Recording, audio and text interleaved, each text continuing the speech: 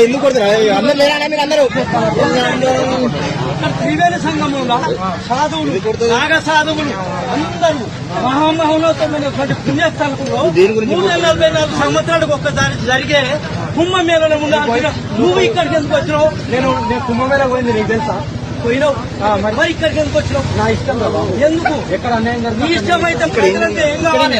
Road మీద ఏం కావాలి? ఎక్కడ పోయి మాట్లాడు? ఆది కాదు అందరి ఆది. మరి ఇది రోడ్డు కదా. పంచభూతాలు ఇవి. పంచభూతాలు కొట్టేవరకు తెచ్చుకుంటే మేము సుఖంతో సిద్ధంగా ఉంటాం స్వామి. నన్ను కొడతావా? వీళ్ళందరూ